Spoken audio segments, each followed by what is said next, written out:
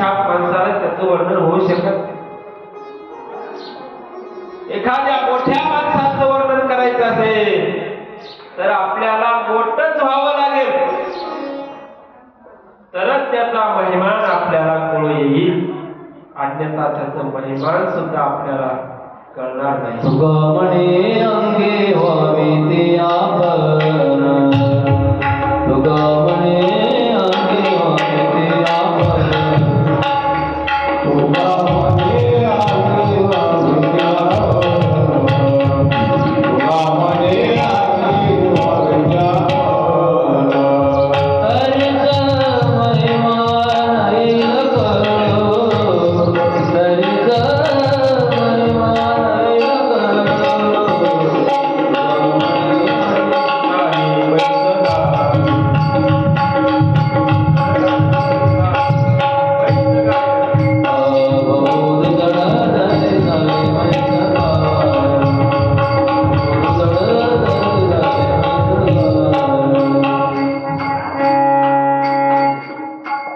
एखाद्या साधूचं वर्णन करायचं असेल तर आपल्याला साधूच व्हावं लागेल.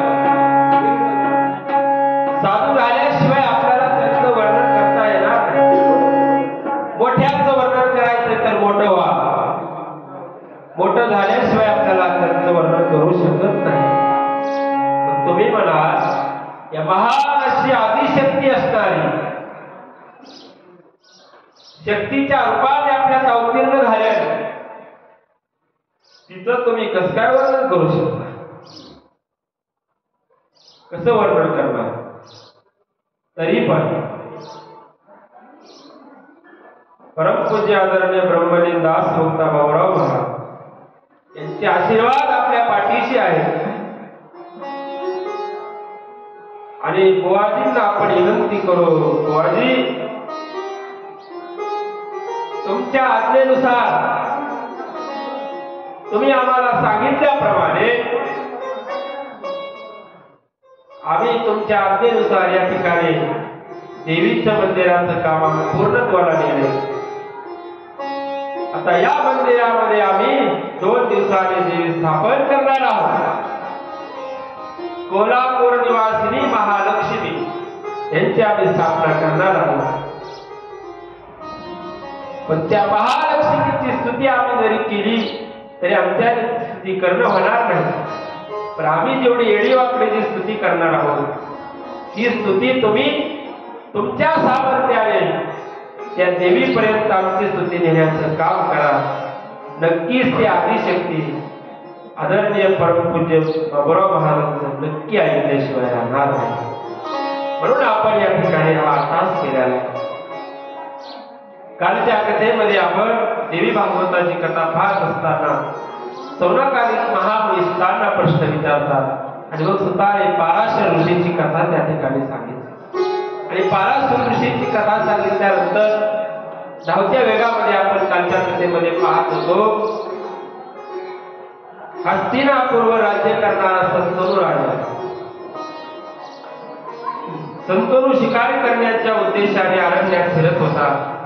फिरत असताना तो जेथे आला तिथं मत्स्यगंधावती अर्थात सत्यवती नाव होतं. पहिलं तिचं नाव मत्स्यगंधा होतं.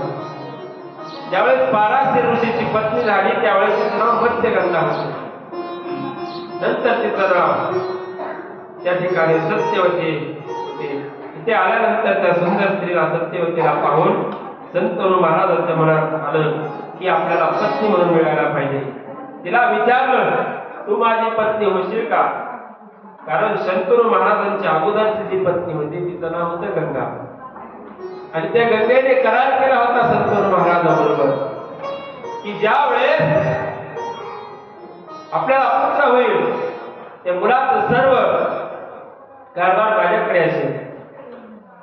मुलाच्या व्यवहारामध्ये मुलाच्या वागण्यामध्ये तुम्ही मध्ये अडथळा आणायचा नाही. मी जे मुलाला शिक्षा करेल काय करेल ते करेल मी करेल, तुम्ही मध्ये यायचं नाही. मग ठरलं आणि ठरल्याप्रमाणे शंतनू राजाला आणि गंगेला पुत्र झाला. पुत्र झाल्याबरोबर हातामध्ये शंतनू महाराजांनी ते पुत्र घेतला. पुत्राला घेतल्याबरोबर गंगेने हिसकावून घेतला, नदीत फेकून दिला. नदीत फेकून दिल्यानंतर असे 7 पुत्र नदीत फेकून दिले. 8व्या वेळेस ज्यावेळेस सत्यवती पुत्र घेऊन हिसकून देणार एवढ्यात संतनू राजाने अडवलं, तुला आता पुत्र फेकून देता येणार नाही. ते म्हणजे महाराज तुमचा माझा करार संपला, तुम्ही माझ्या मुळामध्ये आडवे आला, मी आता निघून जाणार. निघून गेले. गंगा निघून गेल्यानंतर संतनू महाराजांना गर्व होतो, बेचैन मन होतो. आणि मग बेचैन झालेल्या मनाला त्या ठिकाणी सत्यवतीकडे गेले. तिला विचारलं, कोणाची आहे तू? महाराज, मी कोळ्याची मुलगी आहे. माझी पत्नी होशील का? महाराज, तुमची पत्नी होणार का नाही, निर्णय माझ्या हातात. माझे वडील जिथं माझा विवाह करून देतील तिथं मी सुखाने राहील असं ठरवलं. माझ्या वडिलांच्या आज्ञेच्या पलीकडे जाऊ शकत नाही. मी हवी असेल तर माझी मागणी माझ्याकडे करण्यापेक्षा माझ्या पित्याकडे करा, तुमची अपेक्षा पूर्ण होईल. विनंती केल्याप्रमाणे या कोळ्याकडे शंतनू महाराज जातात. कोळ्याला विनंती करतात, कोळी दादा, तुझी मुलगी मला पत्नी म्हणून देशील का? पत्नी म्हणून देशील का म्हटल्यानंतर त्याने सांगितलं. कोळी मामा म्हणतो, महाराज, तुम्हाला माझी मुलगी द्यायला काय हरकत नाही. माझं भाग्य आहे एवढ्या गरीब कुटुंबात जन्माला आलेलं लेकरू राजघराण्यात जाणार आहे. कारण दुर्बलाची मुलगी जर समर्थाने केली तर जेवढं दारिद्र्य दुर्बलाची कन्या समर्थाने केली, दुर्बलाची कन्या समर्थाने केली. अवदसाने मारे हरी जाती, अवदसाने मारे हरी जाती, अवदसाने मारे हरी जाती. दुर्बलाची कन्या समर्थाने केली,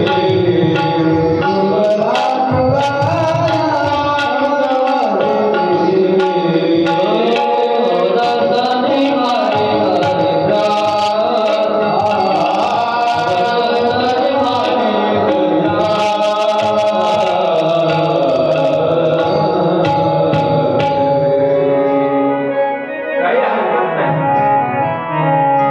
तुमची मुलगी माझी मुलगी तुम्हाला द्यायला काही हरकत नाही.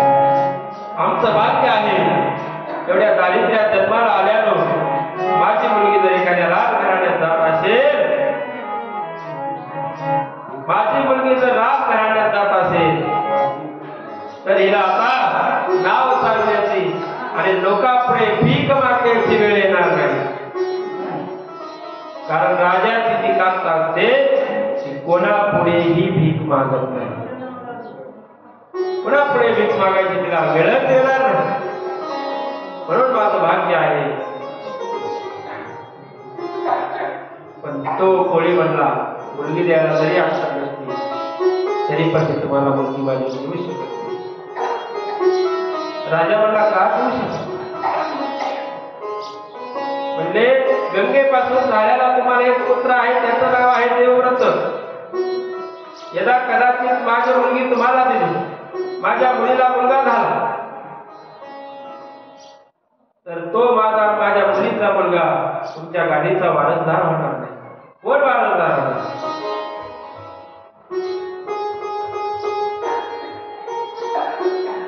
तुमचाच मुलगा पहिला वारसदार होईल. असं म्हटल्यानंतर संतनू राजा म्हणला, बरोबर आहे. तो कोळी म्हणला, मी देऊ शकत नाही. संतनू राजांनी फोन केला, विचार करतात, बरेच दिवस असा विचार करतात. सगळे प्रधानमंत्री नाराज आहेत, चाललंय काय?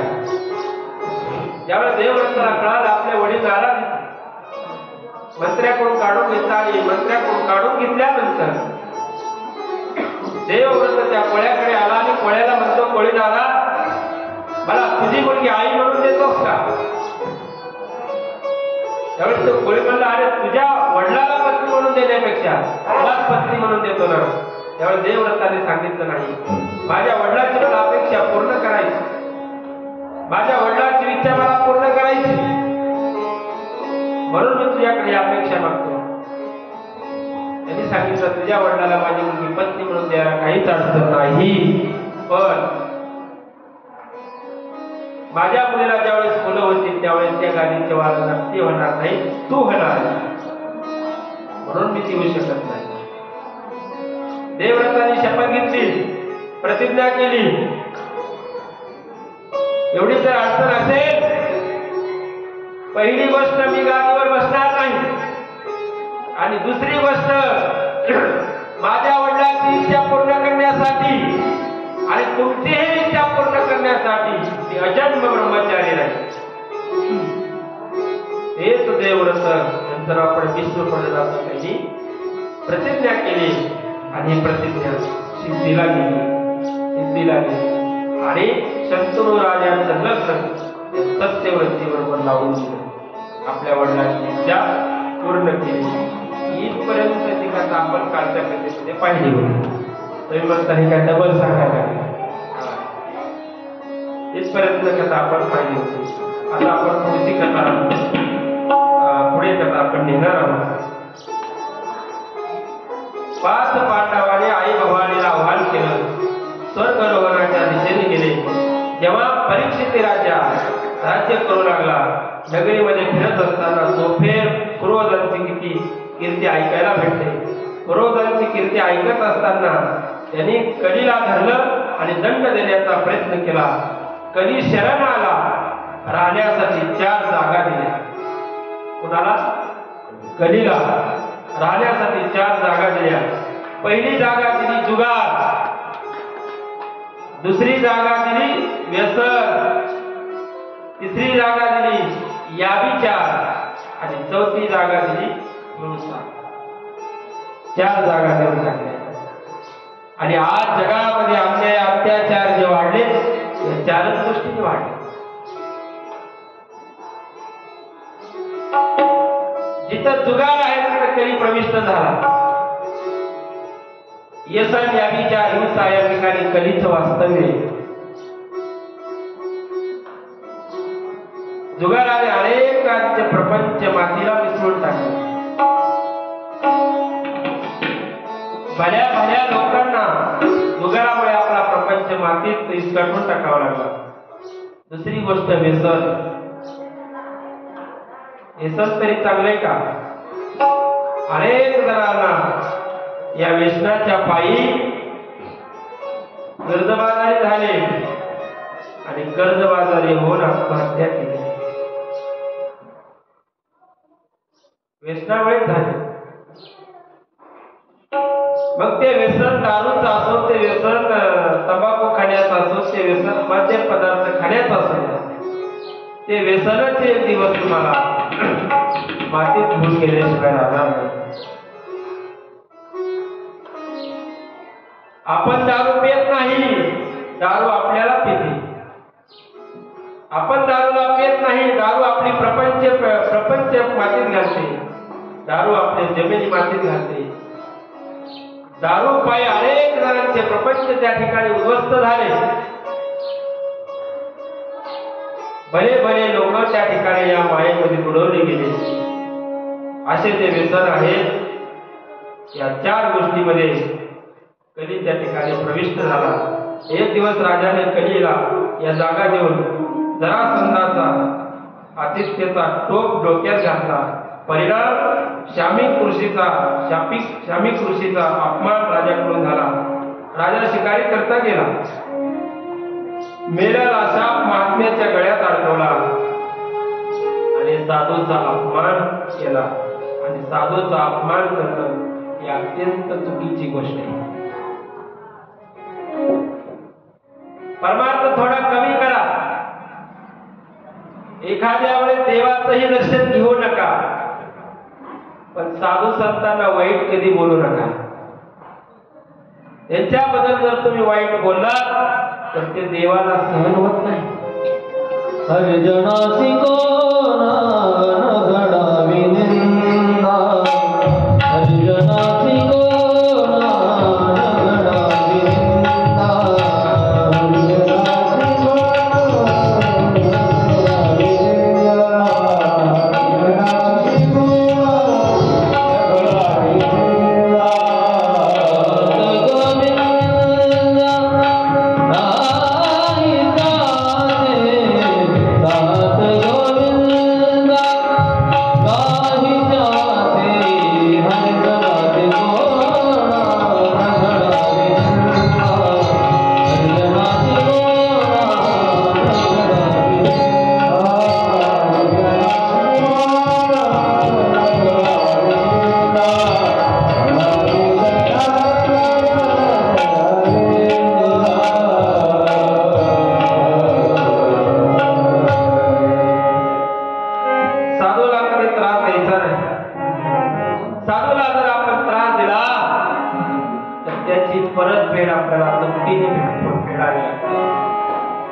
म्हणून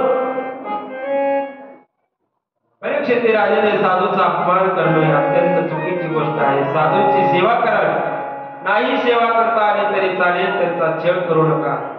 जो साधूचा छळ करतो त्याचा अंत होतो. आणि म्हणून त्या ऋषीच्या गळ्यात मेलेला साप अडकून साधूचा अपमान केला आणि राजाला शाप मिळाला. दक्षक, त्या ऋषीने शाप दिला, दक्षक तुम्हाला येऊन दंश करेल आणि 7 दिवसात तुमचा मृत्यू होईल. किती दिवसात? 7 दिवसात तुमचा मृत्यू होईल. त्यानंतर राजा नदीच्या तटावर गेला आणि सावध झाला, भयभीत झाला राजा. आता 7 दिवसामध्ये आपला बचाव कोण करेल? 7 दिवसामध्ये आपल्याला मरण येणार आहे. राजा चिंताक्रांत झाला, नदीच्या तटावर गेला आणि 7 दिवस त्या ठिकाणी श्रीमद भागवत कथा श्रवण केली. तो मोक्षाला प्राप्त झाला असं श्रीमद भागवत सांगते. पण देवी भागवत सांगतं, जेव्हा राजाला शाप प्राप्त झाला त्याला कळालं आपण 7 दिवसात मारणार आहोत. परीक्षित एवढा भयभीत झाला. या 7 दिवसात वाचवण्याचे प्रयत्न चालू झाले. राजाने स्वतःला वाचवण्यासाठी 7 मजली इमारत तयार केली आणि 7व्या मजल्यामध्ये जाऊन बसला. इमारत अशी बनवली की आतमध्ये हवा सुद्धा येऊ शकत नाही आणि आतल्या व्यक्तीला काही सुद्धा दिसणार नाही. राजा म्हणतो, हे 7 दिवस टळले ना, माझ्यावरचा धोका संपला. आणि आपल्याला सुद्धा 8वा दिवस आहे का? आपल्यालाही 7 दिवस आहे. आज कोण वार आहे? शनिवार. बघा, शनिवार, रविवार, सोमवार, मंगळवार, बुधवार, गुरुवार, शुक्रवार, शनिवार, या 7 दिवसात आपणही मरणार आहे. पण तो 7व्या दिवस कोणत्या दिवशी तो येईल आपल्याला लिहायला काही सांगता येणार नाही. म्हणून तर संतांनी आम्हाला वेळोवेळी सांगितलं की हे आयुष्य आपलं जाणार आहे, हे आयुष्य जात आहे. आयुष्य जात आहे.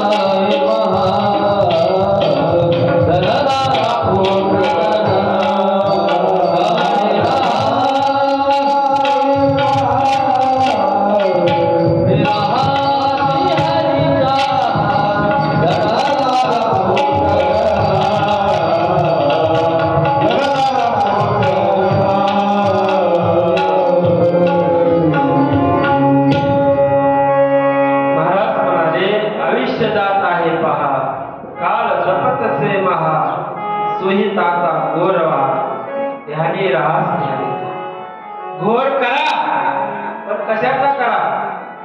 स्वहिताचा करा. हे आयुष्य एक ना एक दिवस संपणारच आहे. 7 दिवसात स्वतःचा बचाव करण्यासाठी बचाव करण्यासाठी प्रयत्न चालू झाले. राजा परीक्षितने 7 मजली इमारत बांधली. वरच्या मजल्यावर जाऊन बसला. पहिला दिवस गेला, दुसरा दिवस गेला. जसे जसे दिवस राहिले तसे राजाच्या छातीचे ठोके वाढायला लागले. मी वाचेल का? या नियतीने जे ठरवलं ते घडेल का? मी तर असा कडक बंदोबस्त केलाय, तर लक्षात येऊ शकत नाही.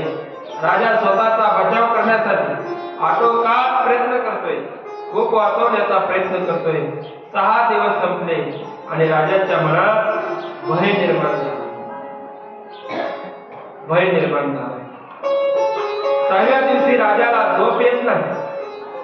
आता एक दिवस माझ्या हातात आहे, एकच एकच दिवस माझ्या हातात आहे.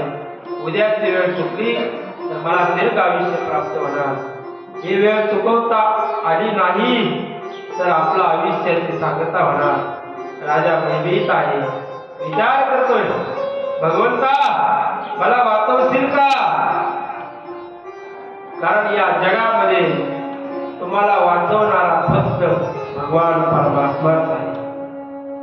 तुम्हाला या मृत्यूच्या चक्रातून वाचवणारा फक्त तोच आहे. त्याच्याशिवाय तुम्हाला कुणीच सोडू शकत तुझा ऐसा नाही कोणी, डोळा काढी भयातुनी, हे करा म्हणूनी, हा विचार ठाईचा. तारे कोणी, डोळा काढी भयातुनी, करा म्हणूनी, हा विचार ठाईचा.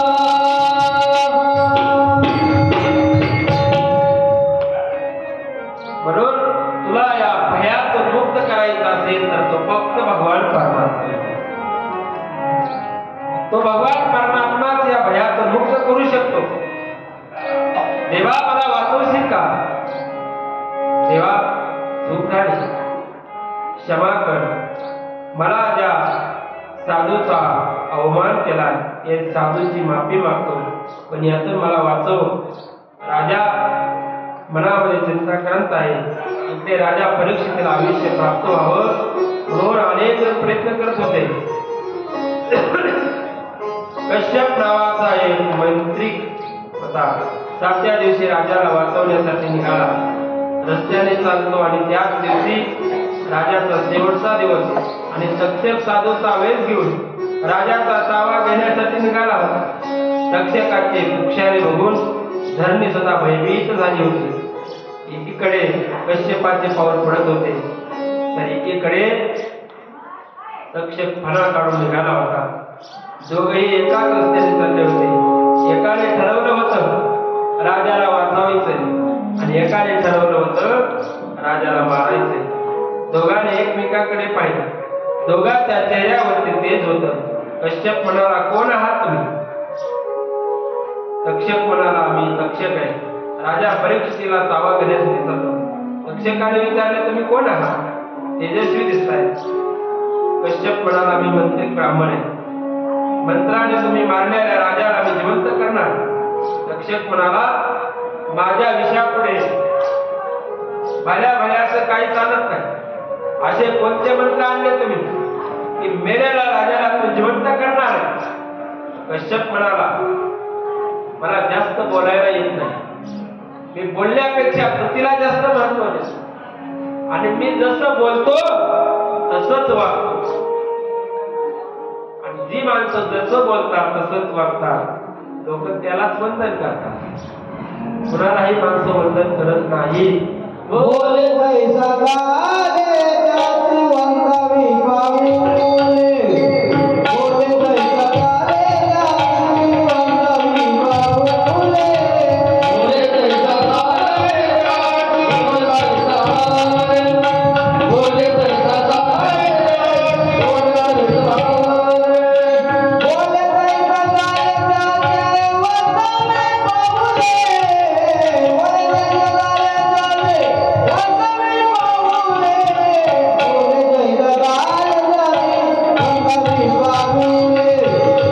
कैसा गाले जाती वंदावी पाऊले, बोले कैसा गाले जाती वंदावी पाऊले, बोले कैसा गाले जाती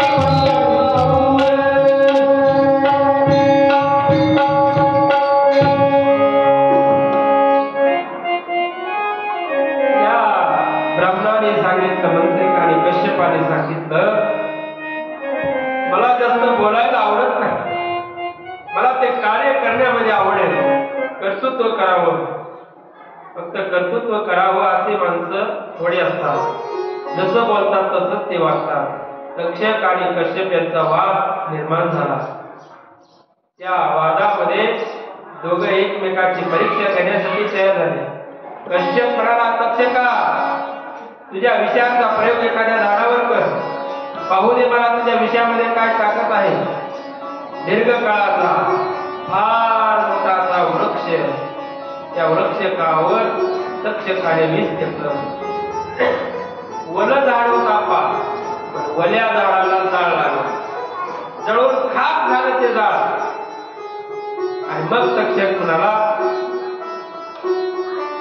काय तुझे मंत्र लावायचे ते लाव. आणि अशा राखेतून हिरवगार झाड उगवत असते. वृक्ष कसा तयार करणार? कश्यप म्हणाला, तक्षका तुम्ही तुमच्या विषयाचा प्रयोग केलाय, आता माझ्या मंत्राचे प्रयोग आहे. काही माणसं असेल का खोटं बोलायचं, रिटून बोलायचं, स्वतःच पुढे नेऊन टाकायचं. हे माणसाचे प्रयोग असे असतात, स्वतःला काही गरज नाही, दुसऱ्याचंही काही ऐकायचं. त्या पद्धतीने त्या ठिकाणी तो कश्यप म्हणला, तुमचे प्रयोग करा. आणि मग कश्यप त्या ठिकाणी म्हणला, तुम्ही आता बोलू नका, मी माझ्या मंत्रातून हा वृक्ष जसा होता तसा करेल. कश्यपाने कमंडलून नजर घेतलं आणि ध्यान केलं आणि मंत्राचं चिंतन चालू झालं. एकाग्र झाला, जलामध्ये भूंकार मारले, माता भवानीचं चिंतन केलं आणि त्या राखेतून मोठा असा वटवृक्ष साकारला. वटवृक्ष साकारला. कश्यप जो होता तो घाबरला. म्हणजे आपल्या विषयापुढे यांची मंत्रविद्या श्रेष्ठ आहे. आपण 1000 वेळेस राजाला मारलं तरी या राजाला जिवंत करू शकतो. आता शक्ती वापरण्यामध्ये मजा नाही, आता बुद्धीचा प्रयोग करायचा आहे. कश्यपाला म्हणू लागला, कश्यपा मी ज्या राजाला मारणार त्या राजाला तुम्ही जिवंत करणार, काही हरकत नाही. पण लक्षात ठेवा,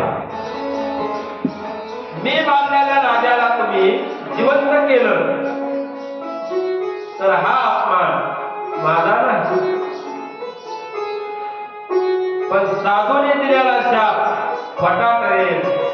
आणि तुम्हाला जर साधूचा शाप खोटा ठरवायचा असेल आणि निसर्गाच्या नियमामध्ये बदल करायचा असेल तर करू शकता, पण निसर्गाचा नियम ज्याने मोडला तो जीवनात कधी सुखी नाही झाला. अरे म्हणून झाड तोडू नका, झाडापासून आपल्याला प्राणवायू मिळतो. तक्षक म्हणतो, कश्यपा निसर्गाच्या विरोधात जाऊन काम करू नको. अरे जन्माला आला त्याला एक दिवस मृत्यू प्राप्तच होणार आहे. इथं आल्याने अवताराला आलेल्या लोकांना राहता आलं नाही, आणि तू पामर आहे, आपल्या पामर सारख्या लोकांना आपण इथं कसे राहणार? इथं जे अवतारकाला आले लोक आहेत ते सुद्धा राहिले नाही. येते नाही म्हणून येते नाही आले अवतार, येते नाही आले अवतार, येते नाही आले अवतार, येते नाही आले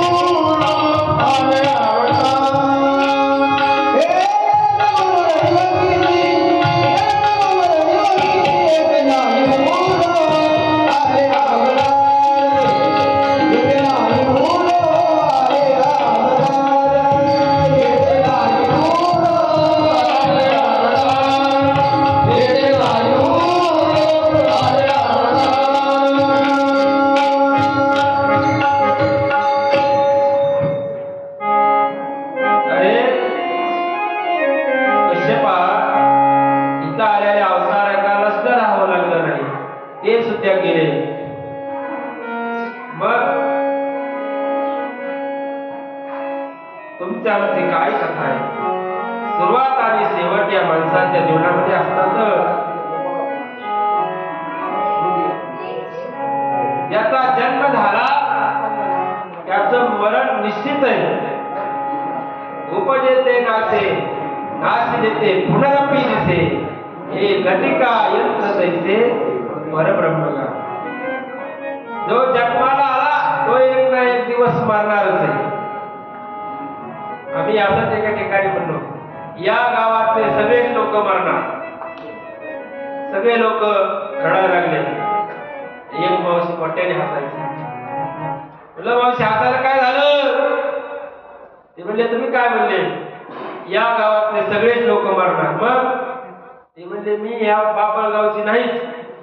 जेव्हा तू बाबळगावची नसा नका, कोळवाडीची असली तरी मारणार आहे, तर तो सावळगावची असली तरी जाणार आहे, तर वडगावची असो नाही तर सातऱ्या पत्र्याची असो, एक दिवस तुम्हाला जावंच लागणार. इथं मृत्यू लोकांमध्ये जो जो जन्माला येणार आधा मेला पंजा मेला, आधा मेला पंजा मेला, बाप मतना गेला.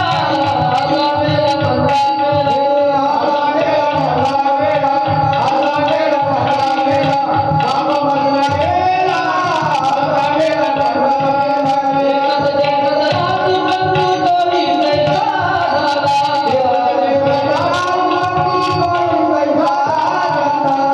देखत रात बंधू कोणी कैसा झाला.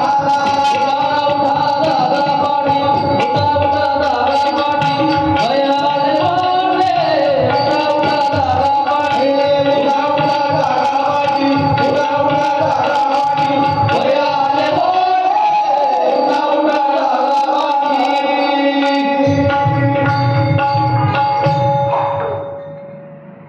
इथं कुणीही येऊ दे, आधा मेला पंजा मेला, बाप मसरा गेला, देखत देखत नातो पंतू तोही तैसा झाला. इथं येणाऱ्या प्रत्येकाला जावं लागणार. याच्यातून आपल्याला वाचवणार कोणीच नाही. होय आमदार, वाचवणार आहे का कोणी? हा, तुमचं लग्न झालेलं किती वर्ष झाले? हा, लग्न झाल्याने किती वर्ष झालं?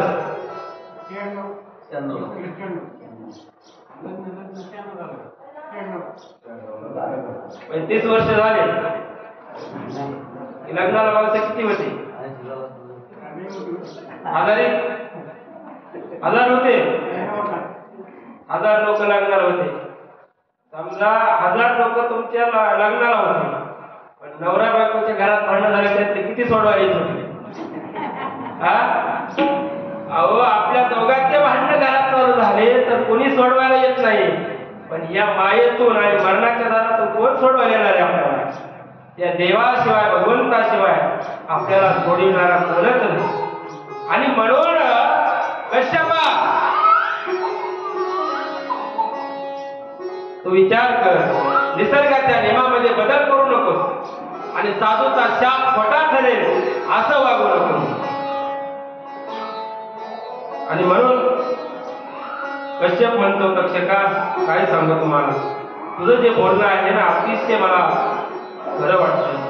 तुझ्या बोलतोस ते बोधावरून बोलतोस, पण सांगू का तुला, मी दारिद्र्याने गांजून गेलेला आहे. माझा परिवार आतापर्यंत मला अशी संधी भेटली नाही. या संधीचं सोनं करायला मला भेटलंय. या संधीचं सोनं करून मी माझं जीवन उज्ज्वल बनवेन. तक्षक म्हणाला, या संधीचं सोनं करून तुला जर धन प्राप्त करायचं असेल, धन हवे असेल तर मी धनाच्या रक्षणासाठी देवाने माझी नियुक्ती केली. धन पाहिजे असेल तर देतो.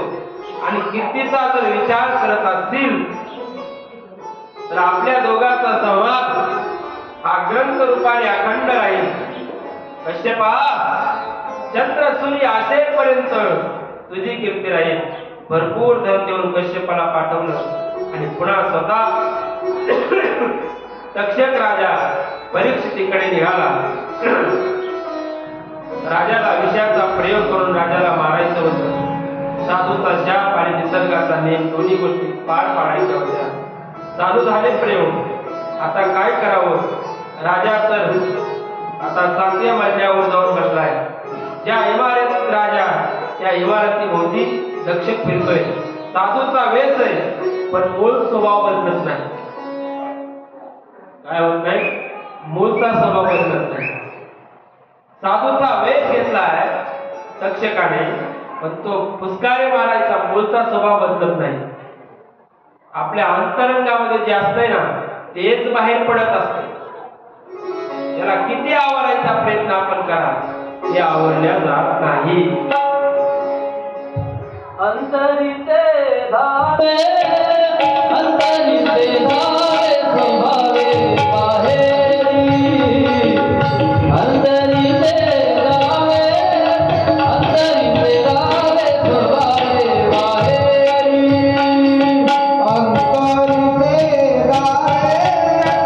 अंतरीचे धावे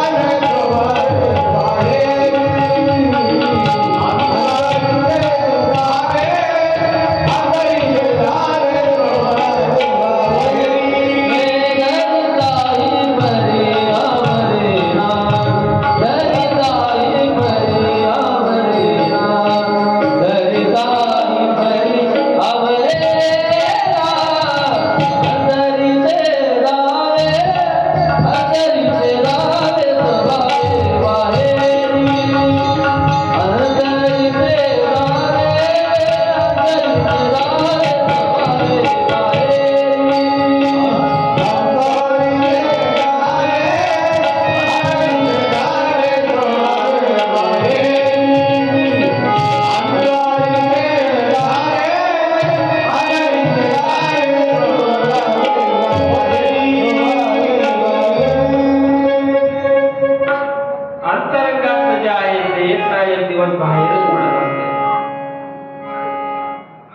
आपल्या मनामध्ये जे चाललंय ते नेहमी बाहेर पडतं. जुना काळ होता आणि जुन्या काळामध्ये लोक कणकीमध्ये धान्य ठेवायचे. त्या काळामध्ये कणकीमध्ये धान्य ठेवल्यानंतर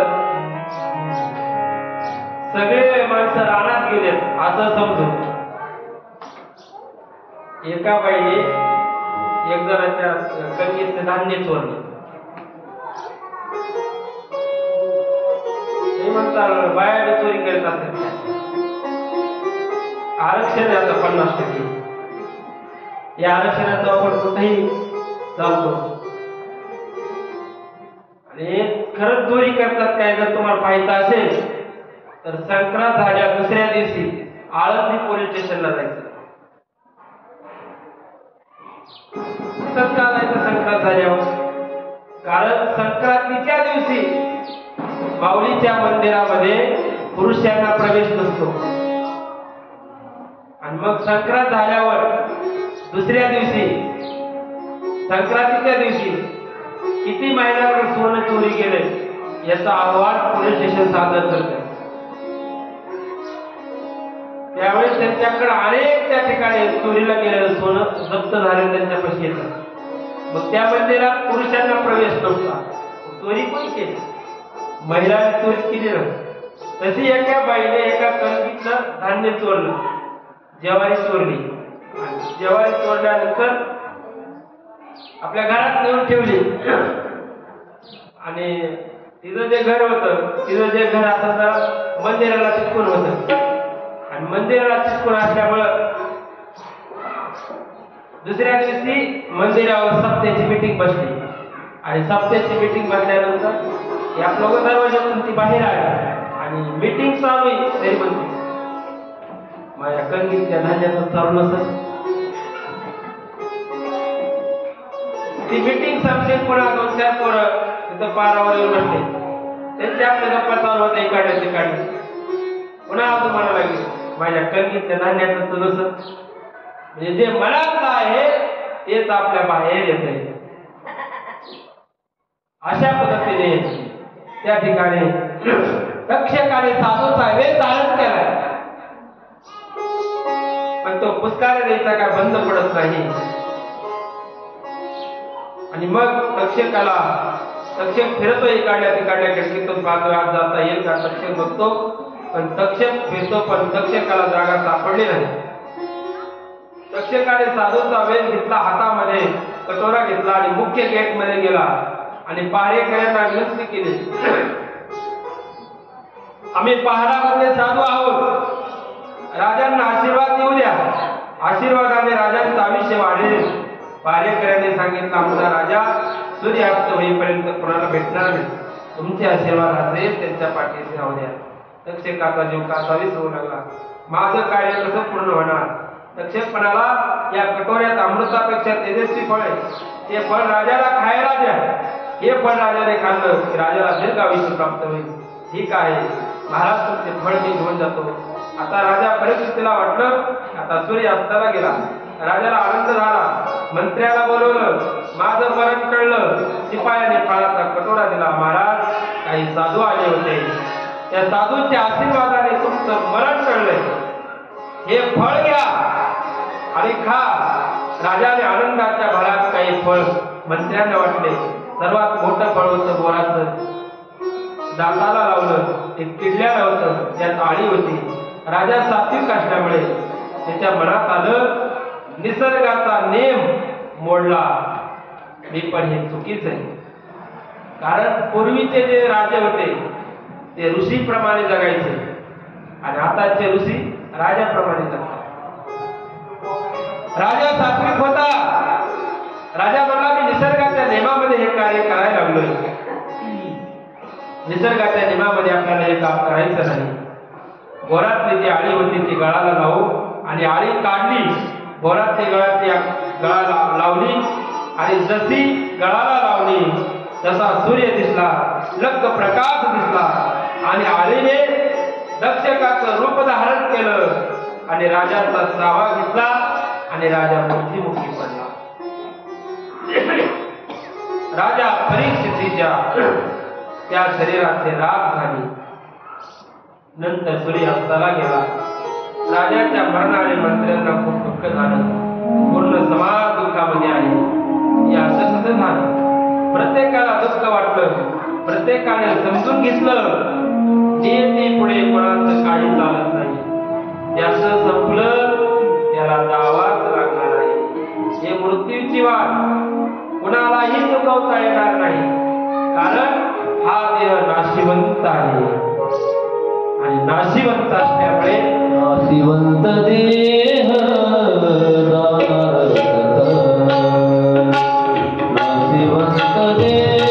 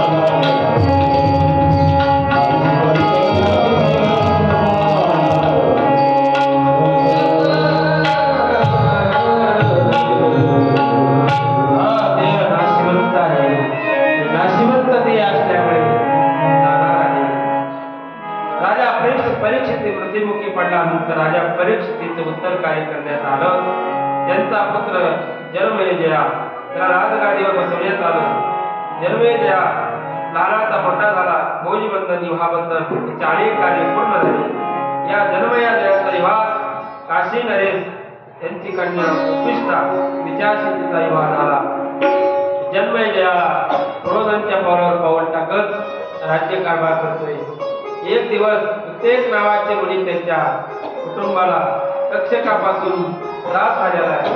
प्रत्येक जन्मेजयाकडे आला आणि म्हणतो, जन्मेजया अरे काय वाटायला पाहिजे तुला?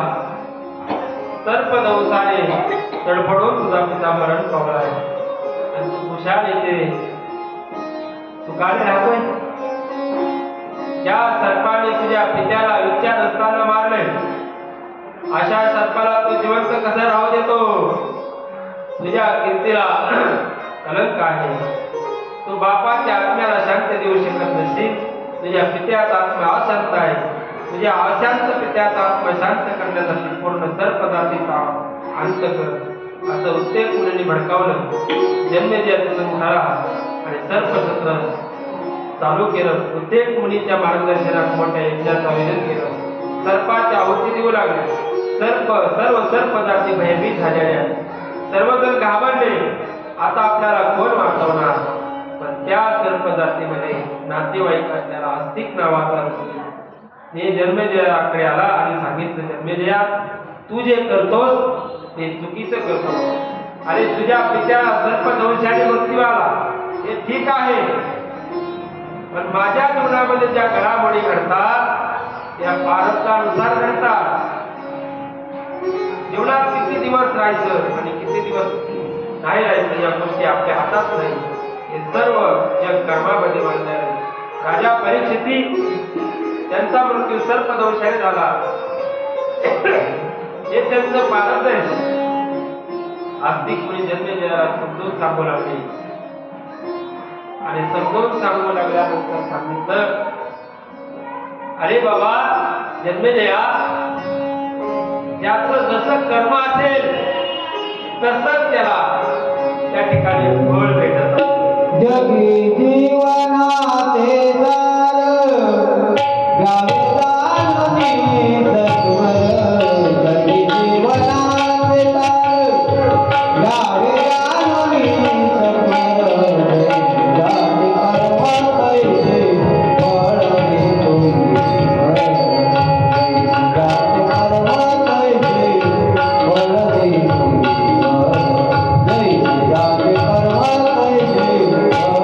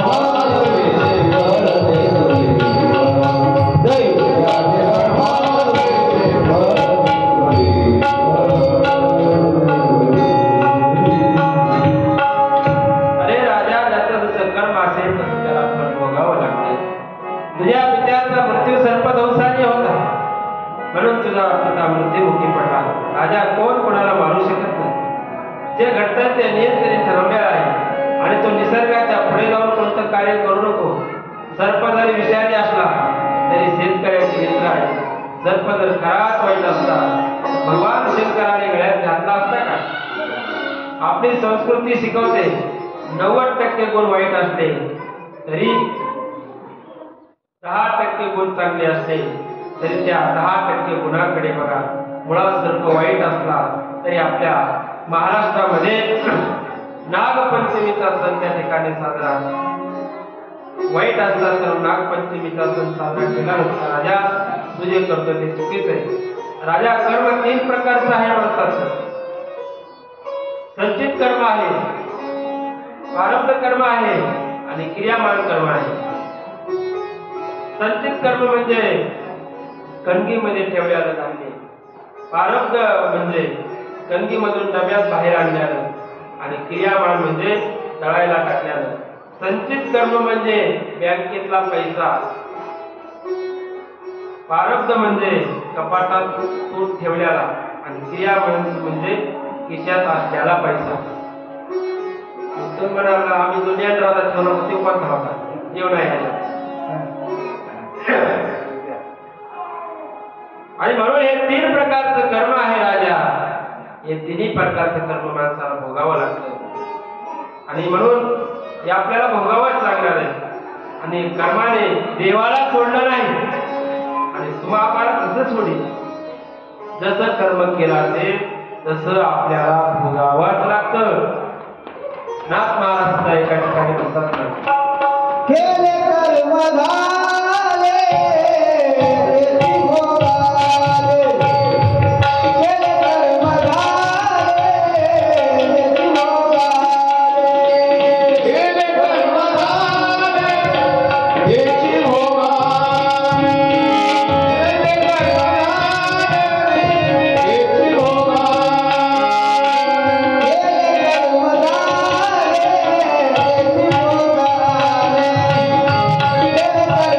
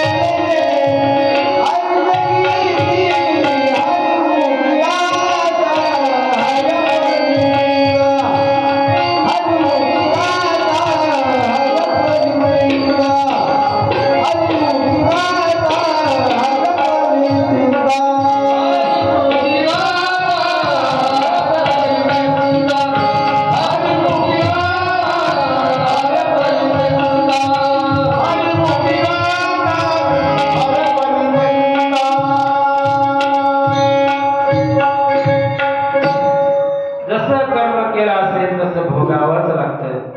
जे कर्म आहे ते भोगावं लागतं. पण या कर्मातून मुक्त व्हायचं असेल तर सत्संग करावा लागेल. क्रियामान कर्माची शुद्धी करण्यासाठी सत्संग करावा लागेल. प्रारब्ध कर्माची शुद्धी करण्यासाठी गुरुसेवा करावी लागेल. आणि संचित कर्माची शुद्धी करण्यासाठी तुम्हाला नामस्मरण करावं लागेल. प्रत्येक कर्माची शुद्धी वेगवेगळी आहे. क्रियामान कर्माची शुद्धी करण्यासाठी संत संग करावा लागेल. संतांच्या संगतीत राहावं लागेल. आपल्या मनाने काहीच करता येत नाही. आणि मनाने परमार्थ केला तर त्याला तिथंच मावळ. मनोमार्गे गेला तो तेथेच चिमुकला. म्हणून संतांच्या संगतीमध्ये राहून भगवान परमात्म्याला आकळायचे. संतांचे संगती मनोमार्ग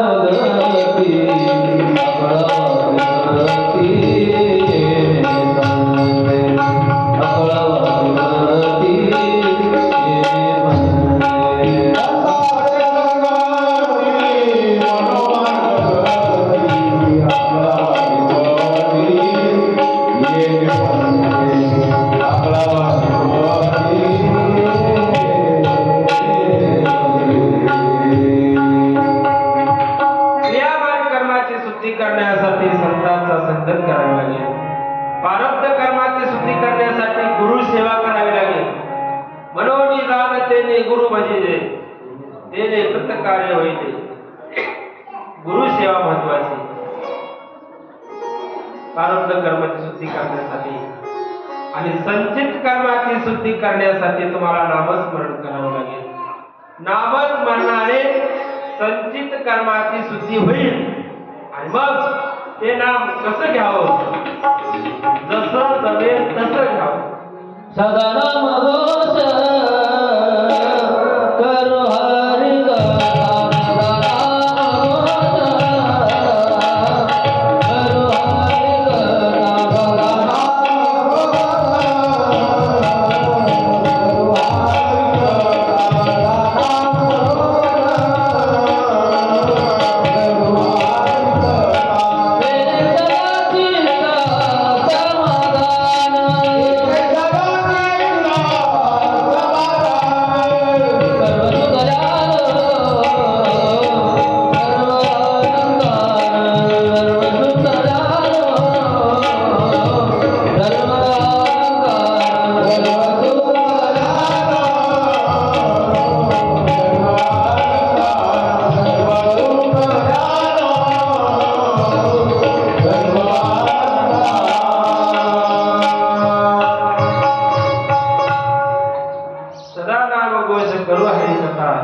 तेने सदा चित्ता समाधान. भगवान परमात्म्याचं नामचिंतन करत असताना आपल्याला समाधान होते. कारण त्याचं नाव घेत असताना जीवाला समाधान होते. नाम तुझे घेता देवा होई समाधान. नाम तुझे घेता देवा होई समाधान.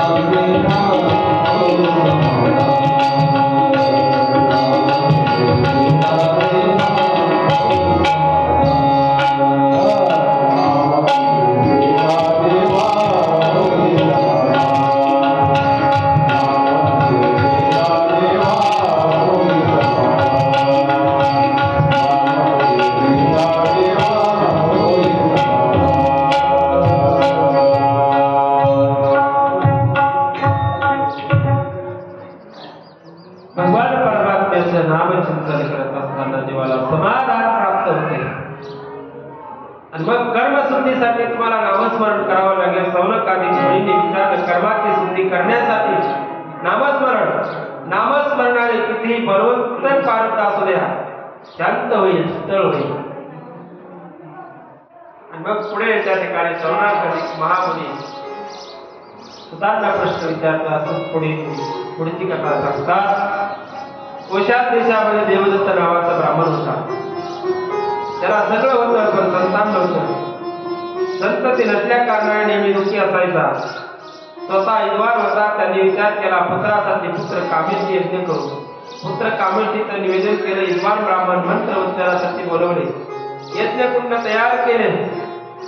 यज्ञ समिधा तयार केले. शुद्ध गावरान गाईचं दूध, गंध, अक्षदा, बेल, फळ, फूल, झाडाच्या साली सगळं काही जमा केलं आणि यज्ञाला आरंभ केला. मंत्र उच्चार करणारे वयस्कर ब्राह्मण होते. ते उच्चार करत असताना दमछाक व्हायचे आणि मंत्रात चूक व्हायची.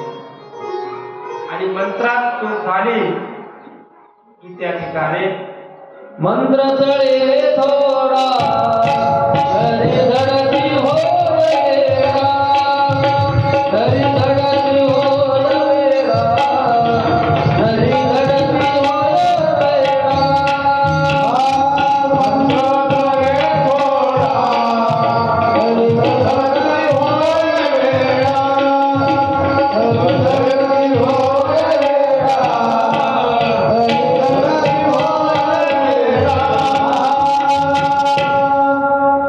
मंत्र तळे तोडा ते धडकचे वय बेडा. दमछाक व्हायचे आणि मला मंत्रात चूक व्हायचे.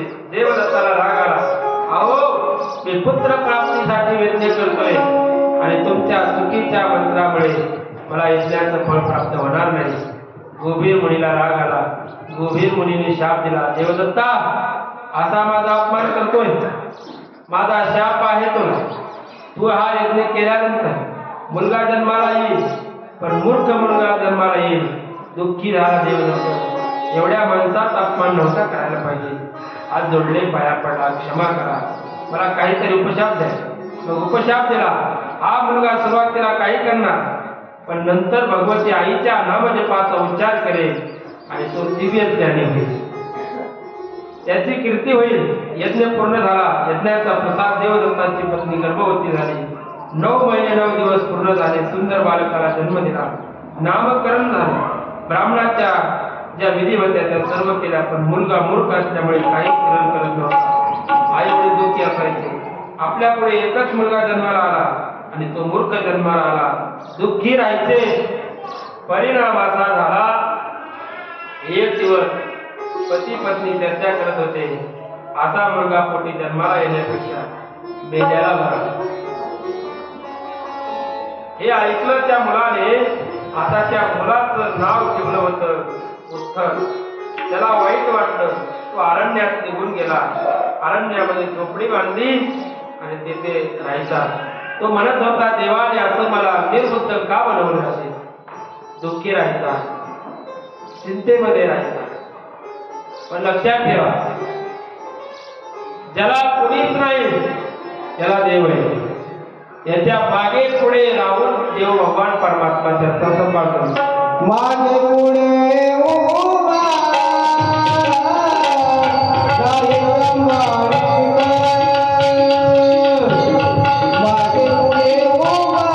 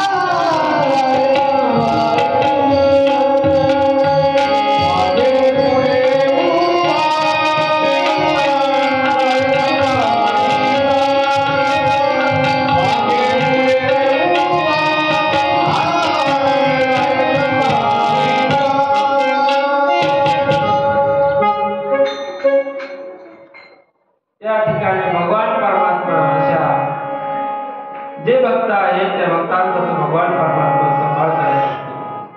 भगवान परमात्मा शहाण्याजवळ राहत नाही, येड्याजवळ राहतो. कुणाजवळ राहतो? येड्याजवळ राहतो. तुका म्हणे असे शहानिया, तुका म्हणे असे शहानिया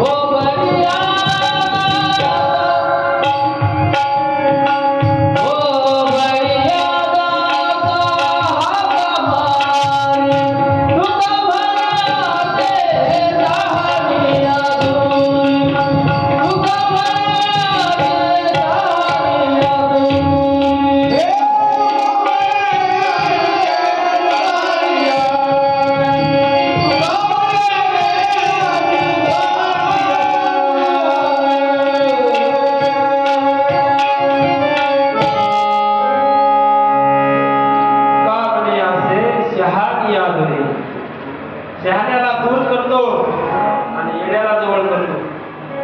कोण? देव.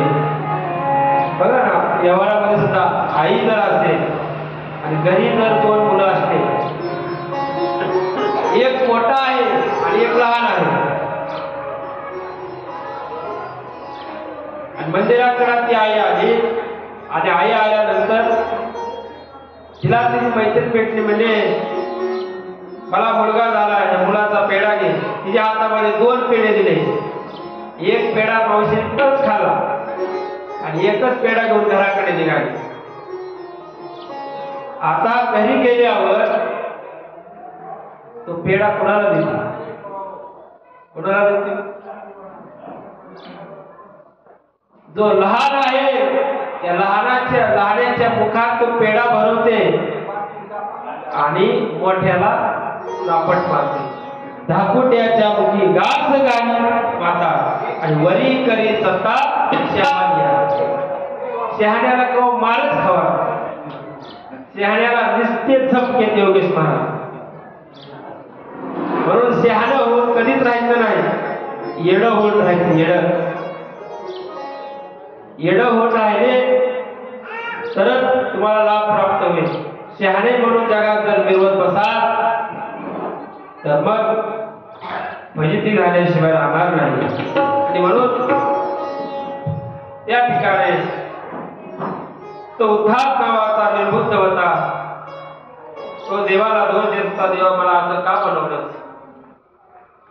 चिंतेमध्ये राहायचं. आपण अरण्यात राहतो, आपल्या जवळपास कोणी नाही. आपण सत्यव्रताचं पालन करू.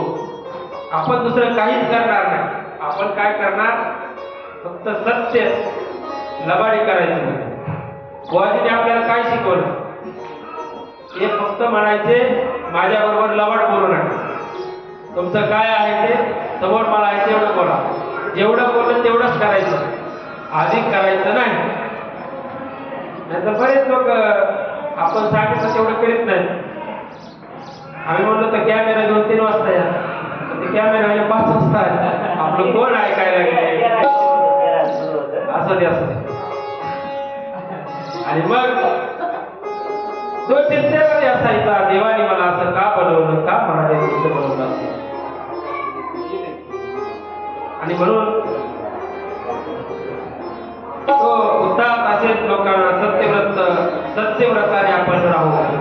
आणि मग याचं उद्यान नाव बदलून गेलं आणि त्याला लोक सत्यव्रत अशा नावाने ओळखू लागले. कारण तो सत्याने जगायला लागला. आणि जो मनुष्य सत्य आहे, जो माणूस खऱ्या जीवनावर जीवन जगत असतो, त्याला कशाचीच भीती नसती. त्याची सेवा जर खरी असेल, त्याला जीवनामध्ये भीती बाळगायचं कामच गमने देवा, गमने देवा,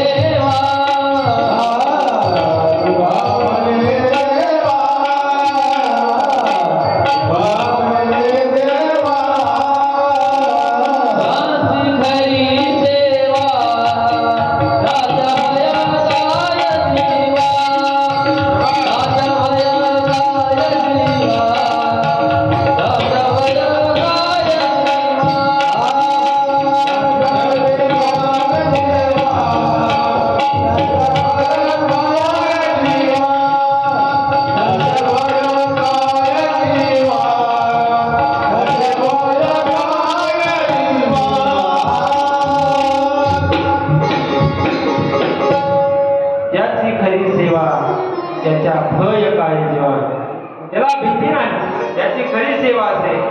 सत्यव्रत हा सत्याने आचरण करणारा मनुष्य होता. तो म्हणला आपल्याला काही नाही करता आलं तरी चालेल, पण सत्यव्रत सोडायचं नाही. सत्यव्रत आपण सोडायचं नाही, सत्यव्रत आपण सोडायचं नाही, बाकी काही करायचं नाही. आणि मग एक दिवस एक भिल्ल शिकार करण्याच्या उद्देशाने फिरतो. त्याने त्या डुकराला पाहिलं आणि डुकराला बाण सोडला. ते डुक्कर असं पळत पळत होता आणि सत्यव्रताचा आश्रय घेण्याच्या दिशेने त्या सत्यव्रताच्या झोपडीकडे येऊ लागला. आणि झोपडीकडे आल्यानंतर ते डुक्कर अत्यंत भयभीत झालेलं होतं. भयभीत झालेल्या डुकराला पाहिलं आणि डुकराला पाहिल्यानंतर भगवतीचा सरस्वतीचा मंत्र सत्यव्रतेच्या डोक्यात बसला.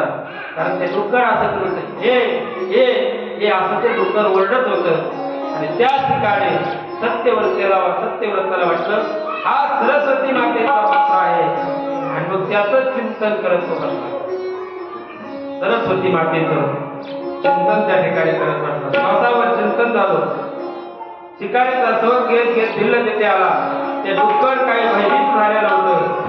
एकीकडे भूताची दया आहे, मात्र एकीकडे भिल्ल म्हणतो, महाराज तुम्ही सत्यव्रत आहात, सांगा डुक्कर कुठे गेलं, काय करावं आता खोटं बोललो तर सत्यव्रत नाव फुटलं जाईल. आतापर्यंत केलेली साधना व्यर्थ जाईल. खरं सांगावं तर एका पशूची हत्या होईल. हे असा उच्चार चालू होता. आणि त्या सरस्वती मंत्राने सद्बुद्धी प्राप्त झाली. आजपर्यंत मौन धारण केलेला सत्यव्रतधारी सांगतात, हे शिकारी, त्या शुक्राला पाहून माझ्या अंतःकरणामध्ये दया निर्माण झाली. तुमची प्रापंचिक स्थिती पाहून मलाही वाईट वाटते. त्या डोळ्याने शुक्र पाहिला, ते डोळे बोलू शकत नाही. आणि जे तोंड बोलतंय त्या तोंडाने पाहिलं नाही. काय काय काय काय काय ज्या डोळ्याने पाहिलं उत्तर, ते डोळे बोलू शकत नाही. आणि जे तोंडाने पाहिलं ते तोंडाने तोंड बोलतंय, ते तोंड बोलू शकत नाही, दाखवू शकत नाही. काय करू मी? आणि मग त्या शिकारीला वाटलं हा महात्मा आघात आहे. महात्म्याला वंदन केलं आणि तो शिकारी तिथून निघून गेला. सत्यव्रत त्या मंत्राचा उच्चार करत राहिला. त्याचा परिणाम तो एवढा ज्ञानी बनला की प्रत्यक्षात त्याने वाल्मिकी रामायण लिहिलं. आणि नंतर त्याचे आई वडील येतात आणि त्याला घेऊन जातात. जगदंबा भवानी माता अशा पद्धतीने सौनकादिक महामुनी त्या ठिकाणी सुतजी महाराजांना असे प्रश्न विचारतात. आणि प्रश्न विचारल्यानंतर सुतजी महाराज सुद्धा अनेक कथा त्या ठिकाणी सांगतात. आणि सौनकादिक महामुनी विचारतात, महाराज देवीच्या प्राप्तीसाठी, आदिशक्ती माय भवानीच्या प्राप्तीसाठी, जगदंबा मातेच्या प्राप्तीसाठी काय करावे लागेल? तिची प्राप्ती कशाने होईल? त्यावेळेस सांगू लागले, नारायण मुनींना देवीच्या प्राप्तीचे प्रश्न देवर्षी नारदांनी विचारले. हे मुनिश्रेष्ठा, देवीची आराधना कशी करावी, ही आराधना करण्याची पद्धत सांगून ती कशा प्रकारे परमपदाला प्राप्त करून देते ते सांगा. तसेच कोणते उपाय, कोणती साधना केल्याने ते देवी माता अत्यंत घोर नरकापासून मानवाचे संरक्षण करेल, सर्व काही सांगा. श्री नारायण मुनी म्हणाले, हे श्रेष्ठा नारदा, हित धर्माचे आचरण केल्याने देव विनाशायास प्रसन्न होते. तू शांत चित्ताने ऐक. नारदा, आता तुला सुधर्म कोणता व कोणत्या प्रकारचा आहे तुला सांगतो. मायावी आणि आनंदी अशा संसारात राहून देवीची पूजा अर्चा केल्यावर तिची कशी फळ प्राप्त होते व पूजाविधी तुला आता मी समजून सांगतो आहे. नारदा, प्रतिपदेच्या दिवशी गायीच्या तुपाने देवीची पूजा करून ते तूप दक्षिणासह ब्राह्मणात दान करावे. म्हणजे दान देणारा सर्व रोगराईपासून मुक्त होतो. नंतर द्वितीयाला साखरेने जगदंबेची पूजा करावी व साखर दक्षिणासह ब्राह्मणास दान करावे. म्हणजे मनुष्य दीर्घ आयुष्य होतो. तृतीयेला गाईचे दूध देवपूजा करून ते दूध दक्षिणेस दान केल्याने सर्व दुःख नाहीशी होतात. चतुर्थीस अनारशाने देवीची पूजा करून दक्षिणाचं दान केले असता दान करणाऱ्या मनुष्यात कोणत्याही प्रकारचे संकट येत नाही.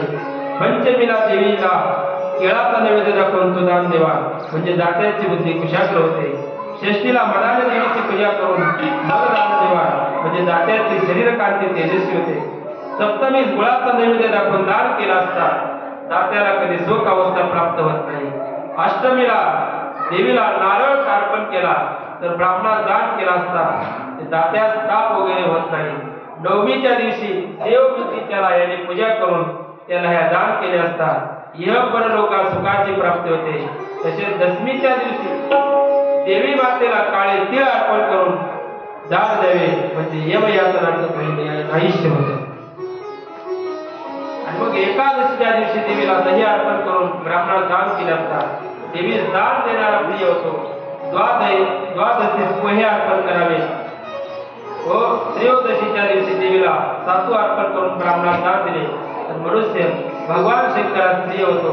आणि पौर्णिमेच्या सुरुवातीने साजा अर्पण करून देवीची पूजन केलं असता दान देणाऱ्याच्या सर्व पितरांचा उद्धार होतो. हे नारदा, अशा प्रकारे प्रतिपदा ते पौर्णिमा या सर्व तिथेंना त्या वस्तू अर्पण करून देवीची नित्य मनोभावी पूजा अर्चा करावी व त्या वस्तू ब्राह्मणाला दान कराव्या. अशा प्रकारे हवन केल्यास सर्व अनस्थिती शांती होते. तसेच या नारदा प्रत्येक वरात देवीस काय अर्पण करावे याई रविवारी पायसाचं नैवेद्य दाखवून देवीची सेवा करावी. सोमवारी दूध, मंगळवारी केळी, बुधवारी ताजे दूध, गुरुवारी लाल साखर, शुक्रवारी पांढरी साखर व शनिवारी गाईच्या तुपाने देवीची पूजा करावी. नारदा 27 नक्षत्रांना कोणकोणता नैवेद्य अर्पण करावा ते आहे. तूप, तेल, साखर, दही, दूध, दुधाची साई, दह्याची साई, मोदक, ताक, फेण्या, शंकरपाळा, सांजा, पापड, घिवड, वडे, खजुराचा रस, बेसन, मध, सुरण, गूळ, पोहे, द्राक्षे, खजूर, चारोळ्या, अनारसे, लोणी, मूगडाळ, बाळुंगे हे नैवेद्याचे पदार्थ सांगितले आहेत. नारदा, ईशक पाणी योगावर देवीची पूजा केल्याने देवी खचित प्रसन्न होते. म्हणून गूळ, मध, तूप, दूध, दही, ताक, अनारसे, लोणी, काकडी, पोहा, मिठाई, फणस, केळी, जांभूळ, आंबा, तीळ, डाळिंब, मोर, आवळा, कीर, पोहे, चणे, नारळ, अंजीर, केशर, सुरण वगैरे पदार्थाने ईशभ्यासारख्या योगावर क्रमाक्रमाने नैवेद्य अर्पण करून त्या ठिकाणी देवीची पूजा करावी. नारदा, सांज, सामांडा, तारफेणी, मोदक, पापड, लाडू, निवड, कळी या पदार्थाने देवीस नैवेद्य आपण आदरताने पूजन करावे असे शास्त्र सांगते. तसे कोणतेही विधी करावे हे सुद्धा सांगतो नारदा. शांत प्रयोग आहे. चैत्र शुद्ध तृतीयाला पुरुषाने देवीस आवाहन करावे व मोहयाच्या झाडाचे पूजन करावे. 5 प्रकारचे खाद्यपदार्थ देवीस नैवेद्य अर्पण करावे. याप्रमाणे 12 महिन्यातील सर्व शुक्ल पक्षातील तृतीयाला कसे पूजन करावे ते नारदा. वैशाख शुद्ध तृतीयास देवीला गुळ द्यायचा, नैवेद्य दाखवा. ज्येष्ठ शुद्ध तृतीयास मध वापरावा. आषाढात मोहयाच्या झाडाला सोन्याचा नैवेद्य दाखवा. श्रावणात दही, भाद्रपदात साखर, आश्विनात खीर, कार्तिकात उत्तम दूध आणि मार्गशीर्षात ताकभिनी, पौषात दह्याची साई, माघात गाईचे तूप, फाल्गुनात नारळ हे नैवेद्य दाखवून क्रमाक्रमाने 12 महिने देवी मातेचे यथाविधी पूजन करावे. राहिलं का लक्षात?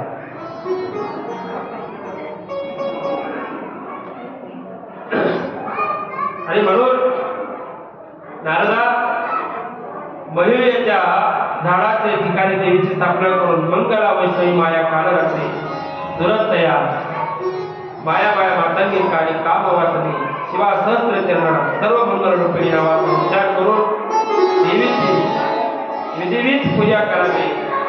देवीला त्या ठिकाणी नमस्कार करावे आणि देवीला नमस्कार केल्यानंतर देवी आपल्यावर नक्कीच प्रसन्न झाल्याशिवाय राहणार नाही. आणि देवी प्रसन्न झाली की आपल्याला ते आशीर्वाद दिल्याशिवाय राहत नाही. म्हणून देवीच्या प्रसन्नतेसाठी हे सर्व काही आपल्याला त्या ठिकाणी करावे लागतात. आणि मग पुन्हा त्या ठिकाणी महर्षी व्यासांना जन्मोदया विचारता नवरात्र उत्सवाचा जो पूजा विधी आहे तो पूजा विधी कसा केला पाहिजे त्याची फलश्रुती काय आहे. महर्षी व्यास जन्मोदयांना नवरात्रीचे स्वरूप महात्म्य सांगितले. म्हणाले राजन, आता मी तुला कुमारिकाचे लक्षण सांगतो. ते आई अंगहीन अपंग कन्या असावी, तसेच कुष्ठरोगग्रस्त अंगावर उन्न असणारी दुर्गंध येणारी हिनावयाची दुष्टकुलात उत्पन्न झालेले जन्मापासून अंध असणारी, जिचे डोळे फडफडीत अथवा खोलवर आहेत अशी एक डोळा असणारी, रूप असणारी, जिच्या शरीरावर खूप केस आहे, रोगी रोग दर्शन झालेले आहे, अशा कन्याचे पूजन करू नये. अशा लक्षणाच्या कन्याच्या पूजनाची कोणत्याही कर्माचा कधी स्वीकार करू नये. आता कोणत्या लक्षणाने युक्त असणारे जे आहे तिचे पूजन करावे. राजन, निरोगी असणारी, मनोहरी अवयवाचे संदोर संपन्न शरीर वर्णन असल्याने जी उत्कृष्ट कन्या आहे तिचे चांगल्या पद्धतीने पूजन करावे. चांगल्या प्रकारच्या कार्यासाठी ब्राह्मण कन्या सर्वोत्कृष्ट आहे. विजय प्राप्तीसाठी क्षत्रिय कुल उत्पन्न कन्याचे पूजन करावे. विविध लाभ प्राप्तीसाठी वंश कळवा जन्माला आलेल्या कन्याचे पूजन करावे किंवा शूद्र कन्याचे पूजन करावे. पण ब्राह्मणाने व क्षत्रियाने ब्राह्मण कन्याचेच पूजन करावे. वंशाने ब्राह्मण पूजे, क्षत्रिय अथवा वंश यापैकी कोणत्याही वर्णाचे कन्याचे त्या ठिकाणी पूजन करावे असं त्या ठिकाणी वर्णन करून सांगितलेलं आहे. न सांगता नवरात्रामध्ये ज्यांनी उपवास करण्याचं सामर्थ्य नाही त्यांनी उपवास करू नये. ज्यांच्याकडे सामर्थ्य आहे त्यांनीच उपवास करावा. नाहीतर काही काही माणसं 9 दिवस उपवास करतात. तो घरातल्या लोकांवर नुसती चिडचिड 9 दिवस काय उपयोग होतो उपवास करून. आपल्याला जर सहनच होत नसेल तर देव सुद्धा म्हणतात माझ्या नावाने उपवास करू नका. आपल्याला सहन होत असेल तर आपण ते उपवास करणं महत्वाचं. या नवरात्रामध्ये काही काही लोक मला कमाल वाटतं. 9 दिवस लोक पायात चपला घालत नाही. 9 दिवस माणसं पायात चपला घालत नाही. मला वाटतं माणसाचे 9 दिवस पायात चप्पल न घालण्यापेक्षा हातातला मोबाईल 9 दिवस सोडून द्यावा. टपका मोबाईल हातात सोडून द्यावा. मोबाईल पासून दूर राहावं 9 दिवस. पण नाही, चपला घालणार नाही, माणसात फिरत बसतात. आणि मग माणसाने विचारावं चप्पल नाही काय, चप्पल हात तरी काय नाही. उपवास धरला चपलीचा, चपलीचं व्रत धरलंय लोकांनी विचारावं. अशी पूजा देवीला आवडत नाही. आणि मग सप्तमी, अष्टमी, नवमी असे 3 दिवस उपवास करून पूजन केले असता सर्व फळ प्राप्त होतात. काही लोकांना 9 दिवसाचा उपवास नाही करता आला तर 3 दिवसाचा उपवास करा. त्या 3 दिवसाच्या उपवासाने सुद्धा भगवती मास प्रसन्न झाल्याशिवाय राहणार नाही. देवीची आराधना, होमावर, कुमारिका पूजन, ब्राह्मण पूजन यांच्या योगाने व्रत पूर्ण होते. आणि म्हणून जो पुरुष आहे, विद्यार्थी असेल किंवा धनार्थी किंवा पुत्रार्थी असेल, त्यांनी सौभाग्यदायक मंगलप्रद शुभकारक व्रत यथाविधी करावे. हे व्रत यथासांग केल्याने विद्यार्थ्याला कोणत्याही प्रकारची विद्या प्राप्त होते. राजापासून भ्रष्ट झालेल्या राजाला राज्य प्राप्त होते. ज्यास पुत्र प्राप्तीची इच्छा असेल त्यांनी पुत्र इच्छा पूर्ण होते. खरोखर ज्याच्या हातून पूर्वजन्माचे उत्कृष्ट असे नवरात्र वृत्त झाले असेल, तसेच व्याधीग्रस्त, दारिद्र्य, निपुत्र काशी होतात असे अनुमान करता येते. अशांना सर्वजणांनी अशी जर पूजा सांगितली तशी जर केली तर यातून सर्वजण मुक्त होतात. त्यांना नारायण नागबली करायची गरज नाही. सगळ्या दोषातून मुक्ती कशातून प्राप्त होते? भगवती जगदंबा मातेची उपवास धरल्यानंतर, तिची उपासना केल्यानंतर सर्व दोषातून मुक्त होण्याचं सामर्थ्य आई भवानीच्या सामर्थ्यामध्ये आहे. म्हणून तिच्या नावाचा दाहो पडायचा. तिच्या नावाचा आपल्याला छंद लागला पाहिजे. अंबाबाईच्या नावाचा छंद लागला पाहिजे. एका ठिकाणी म्हटले, लाहो लागला आपे लागला हो लागला आंबेला राम लागला हो लागला आंबेला लागला आंबेला राम लागला हो लागला आंबेला लागला हो लागला आंबेला राम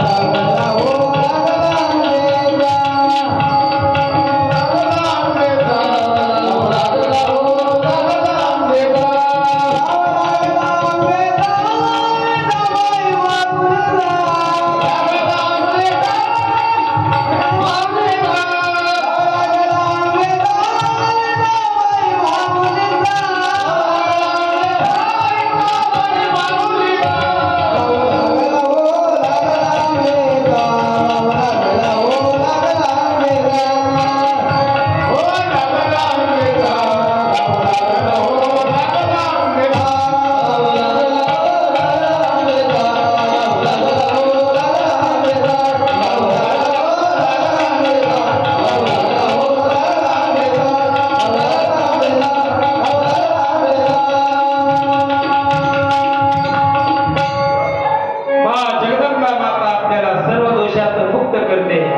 आणि सर्व फलसिद्धी प्राप्त करून देण्याचं सामर्थ्य महालक्ष्मी अर्थात महाजगदंबा मातेच्या सामर्थ्यामध्ये आहे.